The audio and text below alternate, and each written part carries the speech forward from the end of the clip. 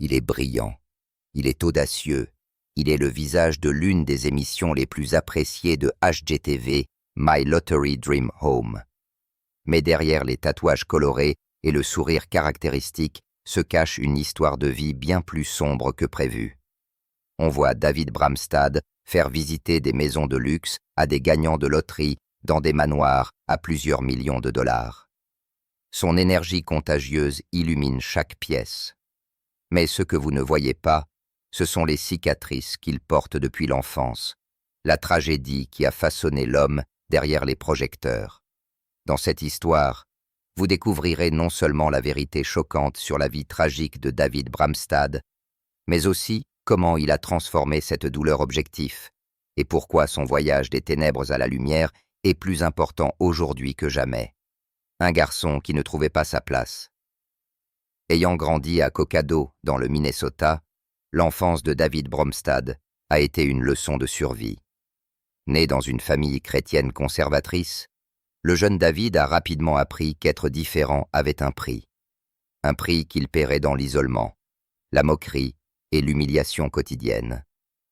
Le petit environnement de la ville, qui aurait dû nourrir son esprit créatif, est plutôt devenu un champ de bataille où son existence même était remise question. Imaginez ceci. Un garçon brillant et artistique marchant dans des couloirs enneigés, la tête baissée, les épaules voûtées contre plus que le froid du Minnesota. Chaque jour apportait de nouveaux tourments de la part de camarades de classe qui sentaient sa différence bien avant que David lui-même ne comprenne ce qui le distinguait. L'intimidation n'était pas seulement des taquineries occasionnelles, c'était systématique, cruel et implacable. Les élèves le suivaient chez lui, lançant des insultes et des pierres avec le même enthousiasme. Son imagination débordante, le don même qui le rendrait célèbre plus tard, est devenu une cible de ridicule. Mais le coup le plus dévastateur est peut-être venu d'une source inattendue. Imaginez être un enfant vulnérable, luttant déjà avec son identité et son appartenance lorsque le seul adulte qui devrait vous protéger se joint au cœur des moqueries.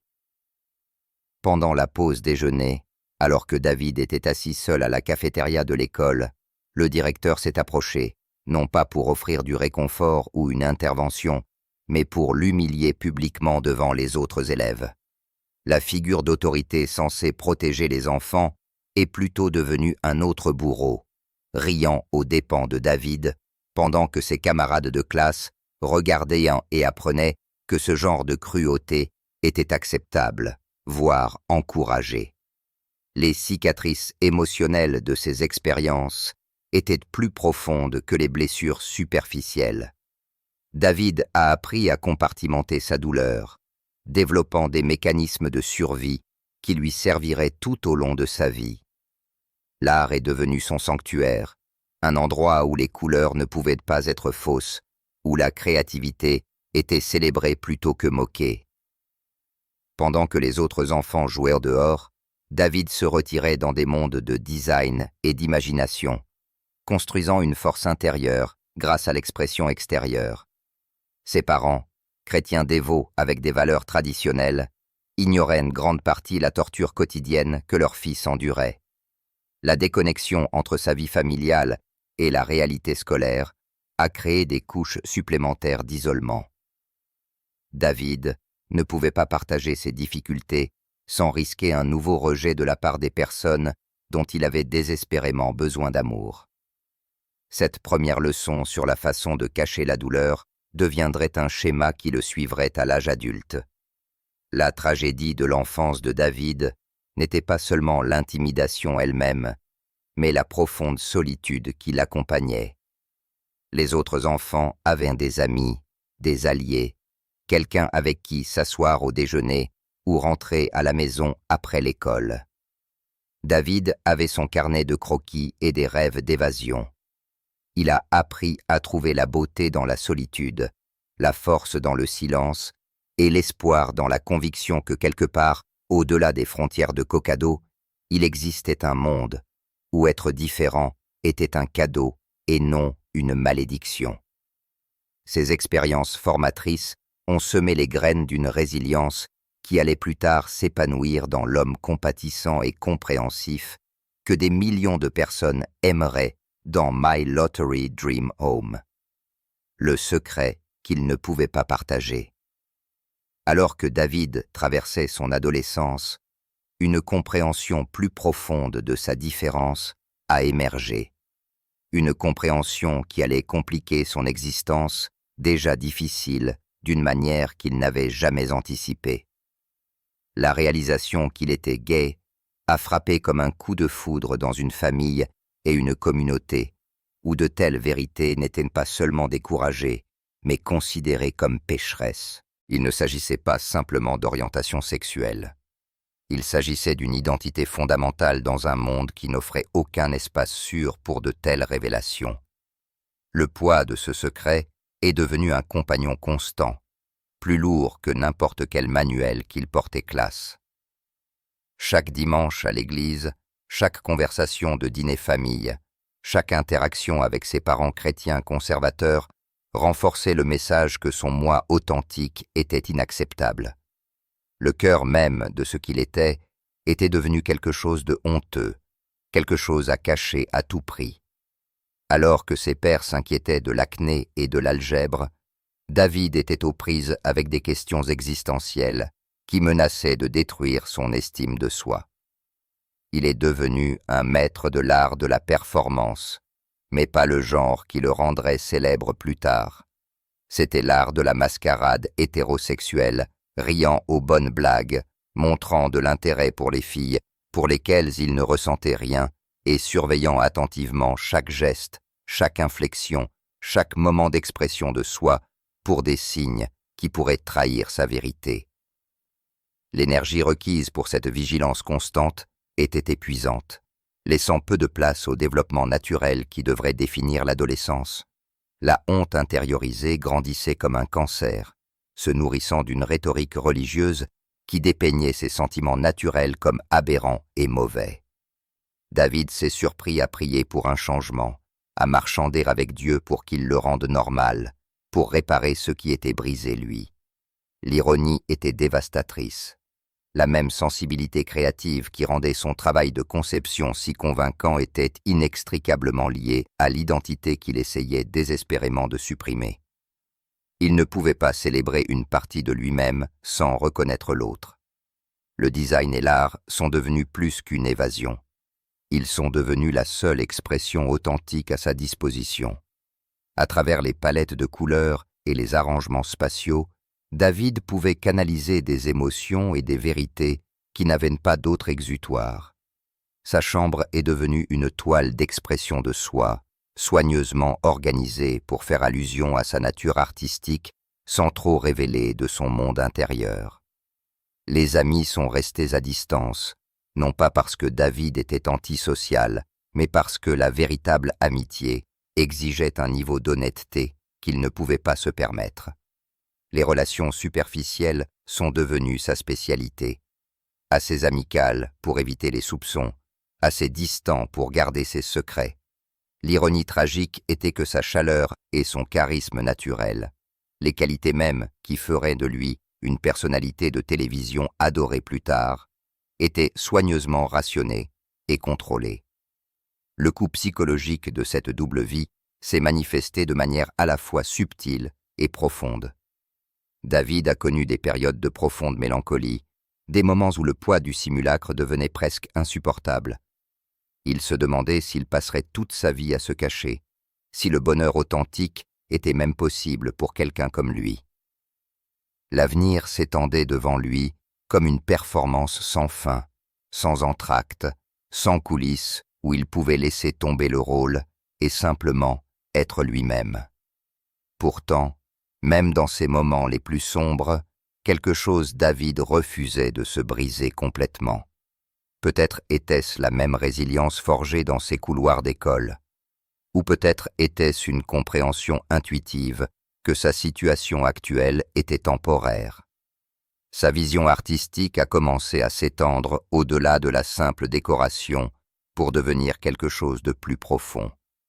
Une conviction que les espaces pouvaient guérir, que la beauté pouvait transformer la douleur et qu'un jour ou l'autre, il trouverait un moyen de vivre authentiquement, tout aidant les autres à créer des maisons qui reflétaient leur véritable personnalité. Un choc de couleurs.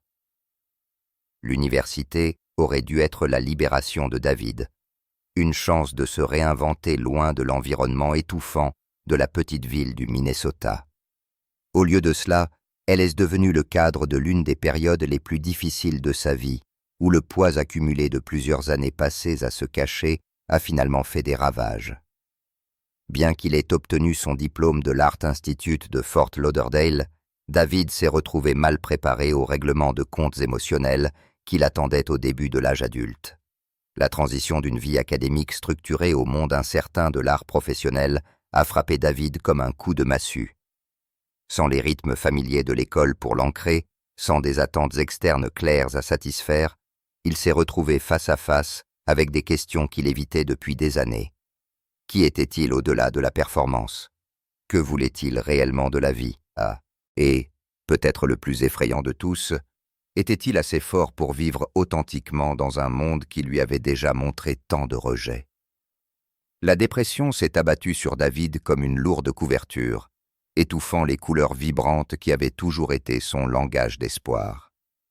Pour quelqu'un dont l'identité entière était enveloppée dans la création de beauté et le fait d'apporter de la joie aux autres, l'incapacité de ressentir l'un ou l'autre était dévastatrice. Les jours se sont fondus semaines de paralysie créative, où même ramasser un pinceau était comme soulever un rocher. L'ironie était particulièrement cruelle.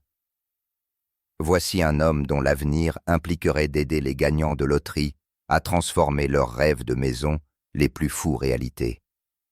Pourtant, il ne pouvait envisager aucun avenir positif pour lui-même. Les principes de conception qu'il maîtriserait plus tard, l'équilibre, l'harmonie, l'utilisation stratégique de la lumière pour transformer les espaces sombres, semblaient impossibles à appliquer à sa propre vie.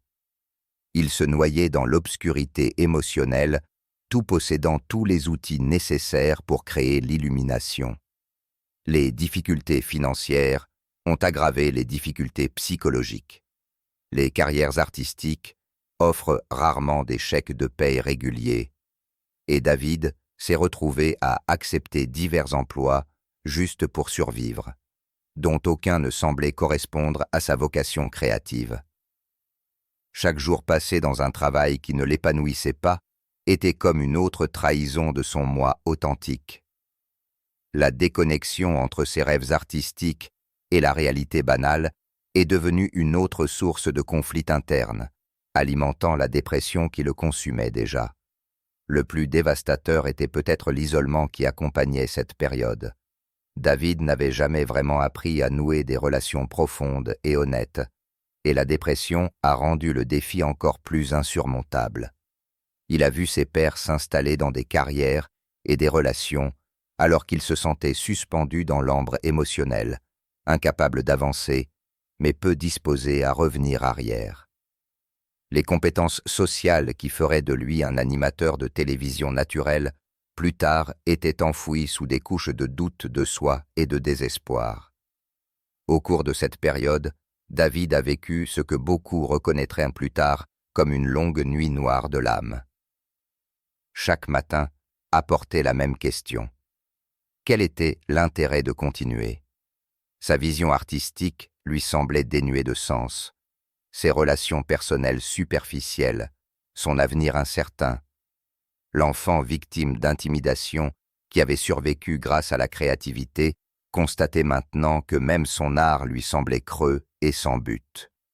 Pourtant, quelque part au fond de cette obscurité, David a commencé à comprendre quelque chose de profond sur la relation entre la douleur et la créativité.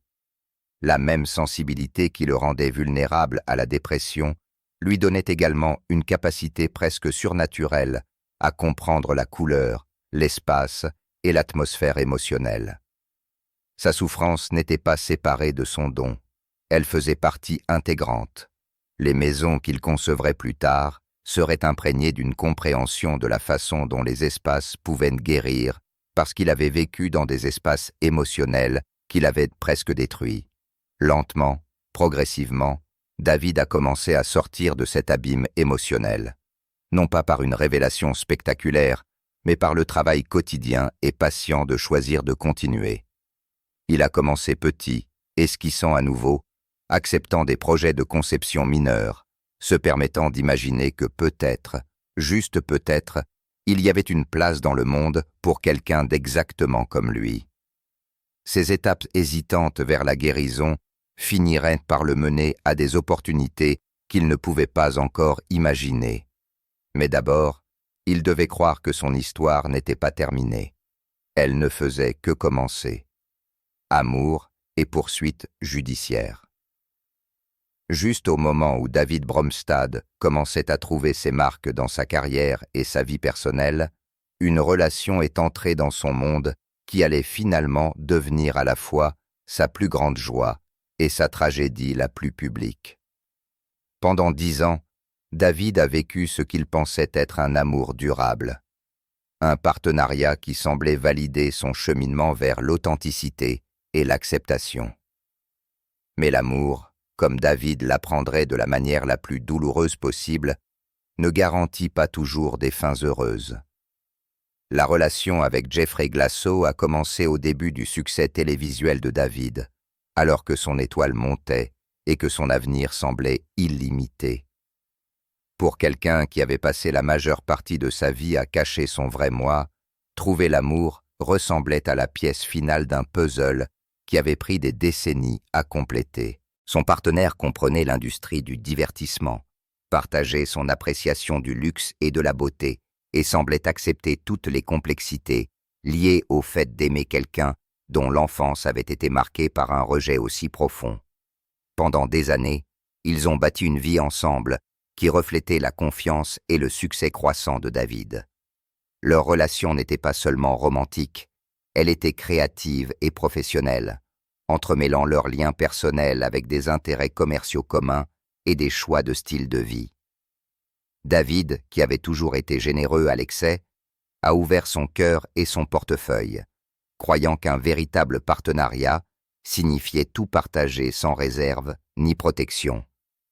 Mais sous la surface de ce partenariat apparemment parfait, des signes avant-coureurs émergeaient que David ne pouvait pas voir ou choisissait d'ignorer.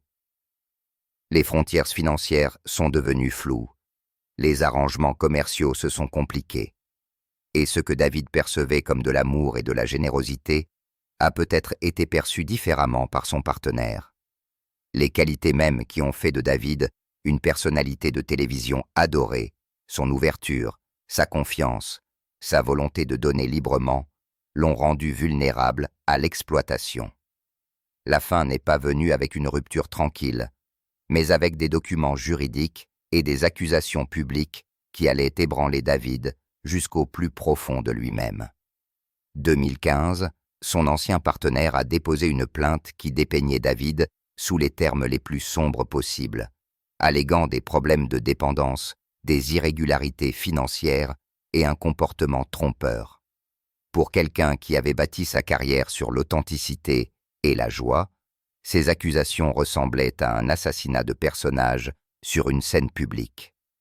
Les allégations juridiques ont finalement été rejetées, mais les dommages émotionnels ont été incalculables. David s'est retrouvé à mener des batailles sur plusieurs fronts dans les salles d'audience avec des avocats, dans une couverture médiatique qui a sensationnalisé chaque détail et dans son propre cœur, où la trahison a coupé plus profondément que n'importe quelle intimidation infantile. Ce qui a rendu cette période particulièrement tragique, ce n'est pas seulement le stress juridique ou les difficultés financières, mais la façon dont elle a attaqué la croyance fondamentale de David, l'amour et la confiance. Quelqu'un qu'il avait aimé complètement, soutenu inconditionnellement, et qui il avait implicitement confiance, avait retourné ses qualités mêmes contre lui. La poursuite a été perçue comme une punition pour la vulnérabilité, une pénalité pour avoir été le genre de personne qui aimait sans retenue. La nature publique de la procédure a ajouté une autre couche d'humiliation. la douleur privée de David est devenue un sujet de tabloïd. Sa vie personnelle disséquée par des étrangers qui ne connaissaient rien au cheminement qui l'avait amené à ce point. Pour quelqu'un qui avait passé sa carrière à créer de beaux espaces pour les autres, voir sa propre vie déchirée si publiquement ressemblait à la violation ultime du sanctuaire. Au cours des dépositions et des comparutions devant le tribunal, David a dû revivre non seulement la dissolution de la relation, mais aussi défendre des choix faits par amour contre des accusations faites par colère. Le processus était émotionnellement épuisant, l'obligeant à remettre question non seulement ce partenariat, mais son jugement dans toutes les relations. Avait-il été naïf, trop confiant? Sa nature généreuse était-elle faite un défaut de caractère qui le rendait vulnérable à ceux qui l'exploiteraient? La victoire juridique, lorsqu'elle est finalement arrivée, s'est avérée creuse. Oui, les accusations ont été rejetées, mais la relation était terminée. La confiance toujours brisée, et la foi de David dans l'amour définitivement altérée. Il est ressorti de cette expérience changé, plus sage peut-être, mais aussi plus sur ses gardes, portant de nouvelles cicatrices à ajouter à sa collection de l'enfance et du jeune âge adulte. S'accrocher, lâcher prise. Comme si l'univers avait décidé que David Brumstad n'avait pas assez souffert de chagrin d'amour, les années qui ont suivi ces batailles juridiques ont apporté une série de problèmes de santé et de pertes personnelles qui mettraient à l'épreuve même sa remarquable résilience. La vie semblait déterminée à supprimer toute source de stabilité et de confort, laissant David affronter la fragilité de tout ce qui lui était cher, tout conservant la personnalité joyeuse que des millions de personnes aimaient dans My Lottery Dream Home. 2016, le père de David a subi une crise cardiaque massive qui a envoyé des ondes de choc à travers toute la famille Brumstad. Pour David, dont la relation avec ses parents avait été compliquée par des années passées à cacher sa véritable identité, cette crise de santé a apporté une clarté urgente sur ce qui comptait vraiment. Soudain, toute la douleur de l'enfance et les tensions familiales semblaient moins importantes que la possibilité de perdre quelqu'un dont l'amour, bien qu'imparfait, avait été une constante dans sa vie. Se précipitant à l'hôpital, David a été forcé de confronter sa propre mortalité aux côtés de celle de son père. L'homme qu'il avait élevé dans un foyer conservateur, qui avait involontairement contribué à des années de lutte interne, se battait pour sa vie. Malgré leurs différences, malgré la douleur d'avoir grandi se sentant non accepté, David a réalisé que l'amour transcende la compréhension et que le pardon n'exige pas la perfection de l'une ou l'autre des parties. La crise cardiaque est devenue un catalyseur pour des conversations plus approfondies entre David et sa famille. Pendant que son père se rétablissait, l'expérience a ouvert des portes qui étaient fermées depuis des décennies. David a commencé à partager davantage de son moi authentique, et ses parents ont commencé à voir leur fils non pas comme une déception ou une aberration, mais comme l'homme accompli et attentionné qu'il était devenu malgré, ou peut-être à cause de ses luttes. Mais avant que David ne puisse pleinement assimiler cette réconciliation familiale, un autre coup dévastateur a frappé. Son meilleur ami, Greg Gerard, qui avait été une source constante de soutien et de compréhension tout au long des périodes les plus sombres de David, a subi un accident vasculaire cérébral hémorragique qui l'a changé à jamais. Pour David, c'était comme perdre un morceau de sa propre histoire. Quelqu'un qui connaissait l'homme réel derrière la personnalité de la télévision et qui l'aimait inconditionnellement. Regardant son ami lutter contre les conséquences de l'accident vasculaire cérébral, David a été confronté à de dures réalités concernant la loyauté, l'amitié et le caractère aléatoire de la souffrance. C'était quelqu'un qui avait soutenu David pendant les batailles juridiques, qui avait célébré ses succès et pleuré ses échecs, qui était maintenant confronté à sa propre bataille pour un fonctionnement de base. Les rôles se sont inversés, alors que David est devenu le soignant, le soutien, celui qui apportait de l'espoir dans l'obscurité de quelqu'un d'autre. Ces deux crises sanitaires ont créé une tempête parfaite de débordements émotionnels pour David, déjà ébranlé par la trahison de sa relation et les batailles juridiques. Confronté maintenant à la perte potentielle des deux hommes les plus importants de sa vie, David s'est retrouvé à tout remettre question une fois de plus. Comment maintenir l'optimisme quand la vie ne cesse de porter des coups dévastateurs? Le poids cumulé de ces expériences a poussé David dans une nouvelle période de profonde réflexion et de remise question. Il avait atteint le succès professionnel, survécu à une trahison personnelle et regardait maintenant ses proches se battre pour leur vie. Quel était l'intérêt de tout cela? Que signifiait le succès s'il ne pouvait pas protéger les personnes qui vous étaient chères? Au cours de cette période, le travail de David sur My Lottery Dream Home a pris une nouvelle signification. Aider les familles à passer à des maisons de rêve est devenu plus qu'un divertissement. C'est devenu une forme de thérapie. La joie de chaque famille lui rappelait que le bonheur était possible, que les rêves pouvaient se réaliser, que les moments dévastateurs de la vie étaient équilibrés par d'autres remplis de pure célébration. Ses clients sont devenus ses professeurs, lui montrant la résilience, la gratitude et le pouvoir de l'espoir, même dans les moments incertains. L'expérience de presque perdre son père tout s'occupant de son ami victime d'un accident vasculaire cérébral a enseigné à David de profondes leçons sur la nature de l'amour et de la loyauté. Il a appris que les relations n'ont pas besoin d'être parfaites pour être précieuses, que le pardon est un cadeau que vous vous faites autant qu'aux autres, et que parfois, les liens les plus profonds se forgent non pas dans les moments de joie, mais dans la vulnérabilité partagée et les soins mutuels. Rendre ce qu'il n'a jamais eu. Au milieu de ces luttes les plus sombres, quelque chose de beau a commencé à émerger de la douleur de David. Plutôt que de laisser sa souffrance l'aigrir, il a choisi de la transformer une source de guérison pour les autres qui suivaient des chemins similaires.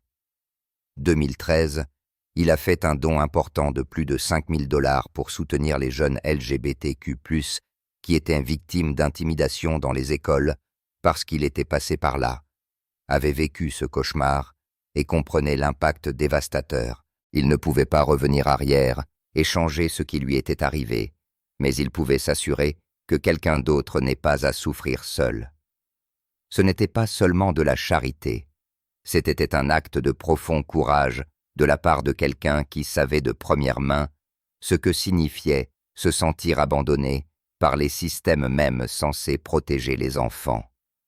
La vie tragique de David Bromstad de My Lottery Dream Home était lentement réécrite une histoire de but et de guérison. Son partenariat avec It Gets Better représentait une autre étape cruciale dans son cheminement vers la plénitude. Partageant son histoire de honte et de survie, David disait enfin les vérités qu'il avait été forcé de chuchoter pendant des décennies. Chaque jeune qui entendait son message recevait quelque chose qu'il n'avait jamais reçu. L'assurance que sa différence n'était pas un défaut, que sa lutte avait un sens, que sa survie comptait. Ce travail de sensibilisation est devenu plus qu'un simple projet parallèle. C'est devenu une forme de thérapie qui a permis à David de traiter son propre traumatisme tout empêchant les autres de vivre le même isolement. Chaque fois qu'il parlait de ses expériences, il guérissait non seulement son public, mais aussi l'enfant blessé, lui, à qui on n'avait jamais dit que sa vie avait de la valeur. La transformation a été remarquable. L'homme qui avait passé des années à se cacher entrait maintenant avec audace dans la lumière, utilisant sa plateforme pour créer les espaces sûrs dont il avait désespérément besoin d'enfants. Sa douleur ne disparaissait pas, mais elle gagnait un but. La tragédie ne le définissait plus. Elle l'aiguisait quelqu'un qui pouvait reconnaître et guérir des blessures similaires chez les autres.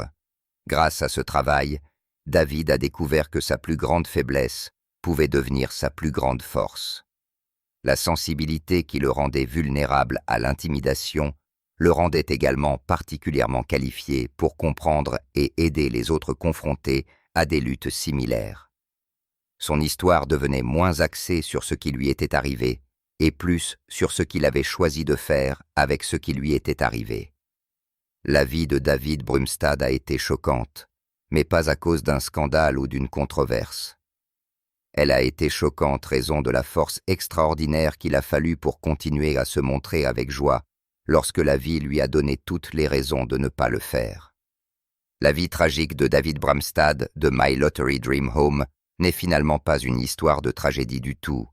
C'est une histoire de triomphe face à des obstacles apparemment insurmontables. Avez-vous déjà eu un moment de montagne comme celui de David? Un moment où vous avez affronté vos peurs et êtes ressorti plus fort? Partagez vos réflexions dans les commentaires ci-dessous. Merci d'avoir regardé et à bientôt dans notre prochaine vidéo.